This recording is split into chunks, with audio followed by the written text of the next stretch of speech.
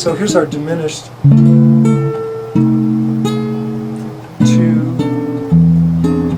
A7, and then we got this far. Now you have the next section. Do you know what comes in here? Because we didn't cover this yet, the end of the bridge. Do you yourself have it from, like, before you walked in the pad tonight? That section? The last part of the bridge? The last part of the bridge. Let me see. I'm not sure if I do. Because I did things differently than what you did. I don't know if I'm doing it right. When I went from here to here. But careful. Remember, always listen to the soprano in this style of guitar, because that'll let you know sometimes. Like if you go like this, right away you say, that isn't, the melody goes. And then you do this. I keep forgetting that. Oh, yeah, okay.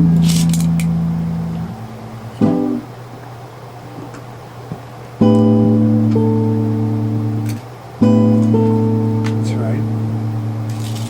Can't function right now. Where's the next chord?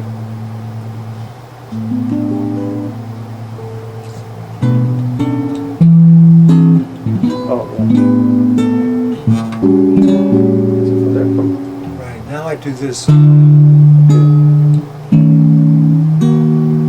4 different chords. So that's a D. What chord is that? This is one of those.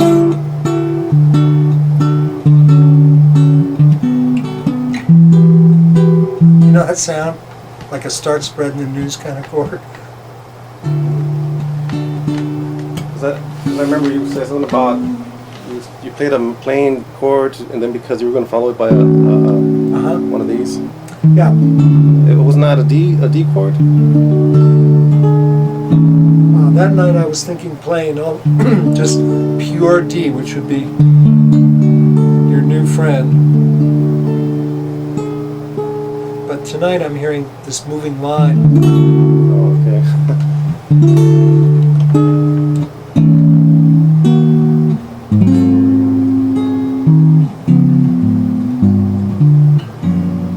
Something like that. We can do it either way. I think one time this way, simple, this beautiful, real soulful singing, almost sad. And this way, a different time, more intellectual, where you hear things flying around and go, what's all that? You know? And this is going. So anyway, D at 9.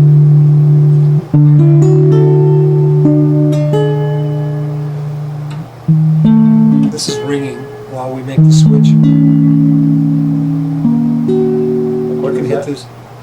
This is minor 7, flat 5, because this is still ringing. Actually, it's not ringing yet, it's about to come in. Turns it into a minor 7. You play it like this.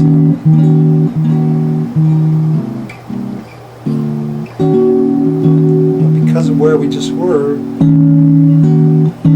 if you bar this, remember, watch your fingers now. That's beautiful. Except watch what string they're on in relation to each other. Good, good. 3 notes. This is gorgeous, but we can't use it because of the melody. Or we'd have to sneak it in between. It's our chord. Then we want this melody.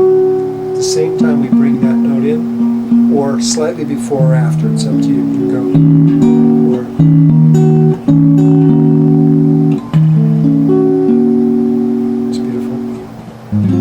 that's D sharp, half diminished, turning into minor 7, G sharp.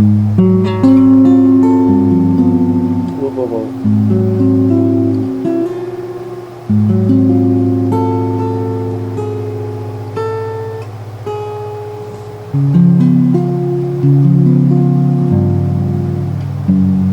Is it F? Okay, that's it.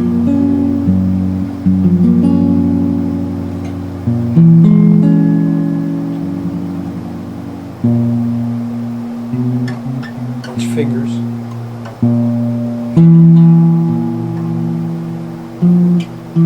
Yes, good man. You were about to do that, and then you realized this finger.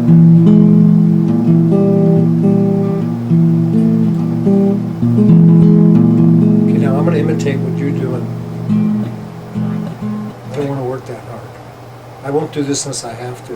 With this all like this. I'll stay like this if I can. I want this to be straight as often as, or close to straight as often as I can. So you're okay with this chord now? Yeah, what's the name of that chord? In this context, it's F sharp dominant 9, the same as this chord. But it has 5 other names in other contexts. But it could be 500, it could be worse.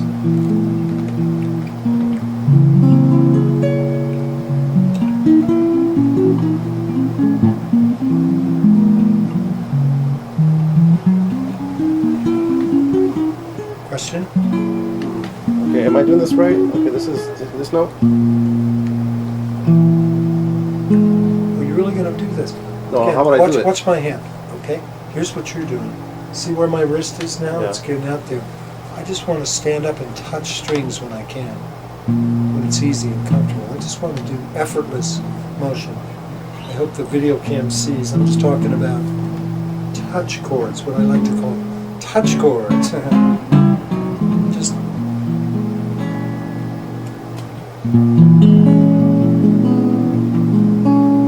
Oh, that chord. it's touch chord, just 4 notes. You just touch. Take your hand off. Take it all the way off, way down, way far away. Now touch those strings. That one's not as easy for you as I had hoped, but with practice it will be. It's certainly not, you know this is a safe, fair statement, safe to say. This is not one of your more difficult chords. Right. You just don't play it often where it's all cramped up down here, Yeah. probably in the middle of the neck or something. So here it's acting like, you can even add that note for a groovy sound. How would you You add could it? use your thumb on this neck. Other than that, you have to bar it. Now on string at home, you'll play 2, 1, 3, 1, 4. Now you're doing this, but at home on your wide neck. You don't want to look at fingers here, huh? Oh, why keep forgetting it? Okay, We'll develop the habit. That's this one. That's here. right. And this one. This too. See this baby over here? It must be okay. There. Oh, that's wrong.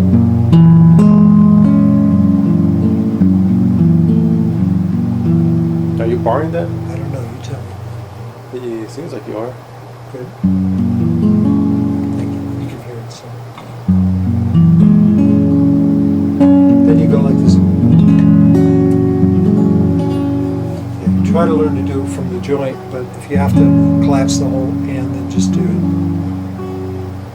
With practice, you'll get to where you can touch one finger like this, and like that, and one day you'll come to approach it and it'll do it before you touch it.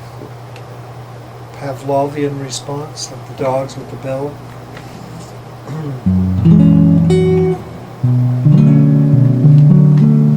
Difficult for people with small hands, but not for you. You can play this pretty easily. Really. So my hand looks all like close together like that, huh? No, want to see it?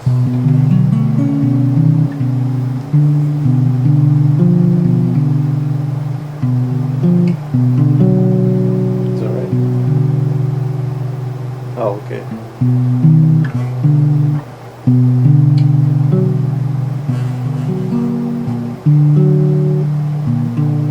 Is there a gap between fingers 1 and 2 or not?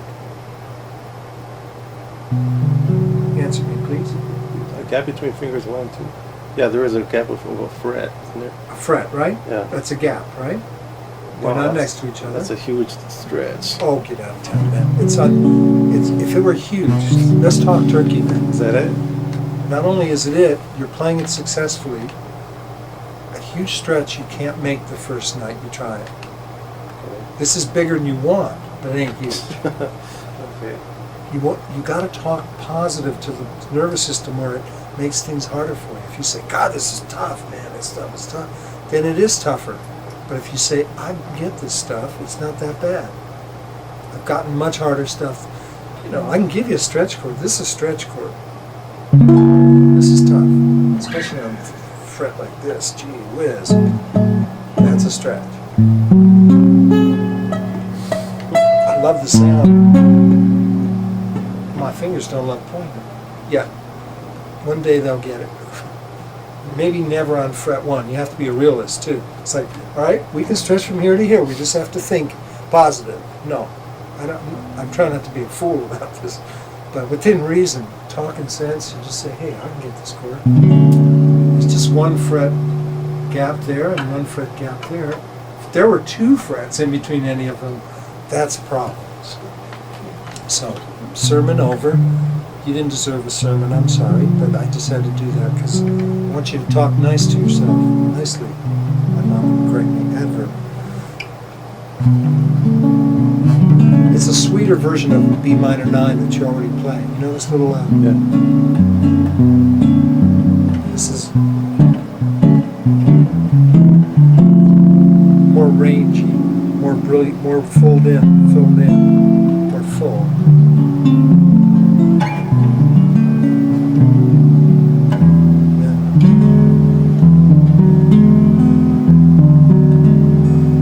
May give you a little bit of trouble because of the stretch, but maybe not. Open, yeah, that's right. Big stretch there. Isn't too bad, but then you got to stand it up, which makes it bad. Because you need this note. Stand this finger up.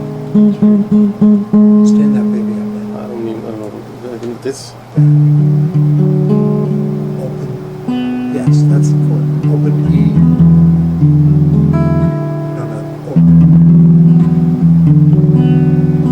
All 5 notes, please. 1 at a time.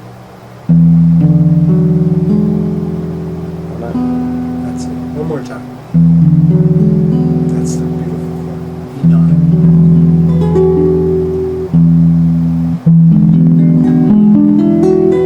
When you hear harps and stuff,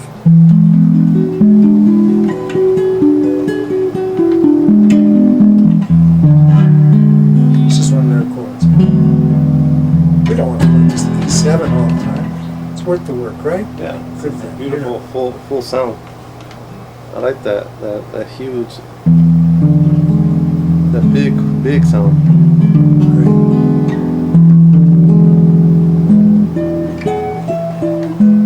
Then it starts over again, right? Yeah. Okay, I remember that. This you did. I think you did the.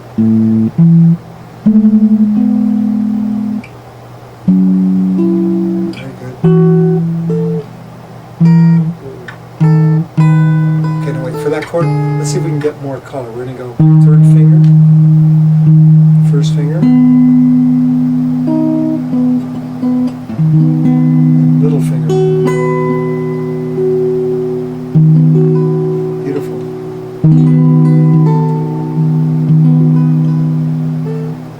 With practice, this will stay there, without killing the rest.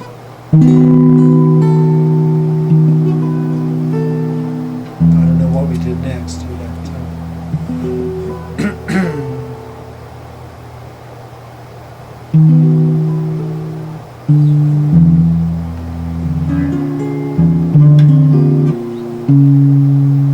It's probably similar to the first, to this, something like that. No, that's it.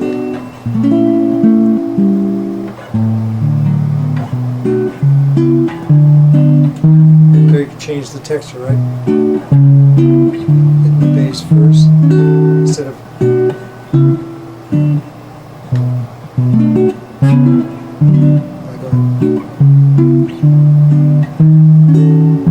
Just get some variety.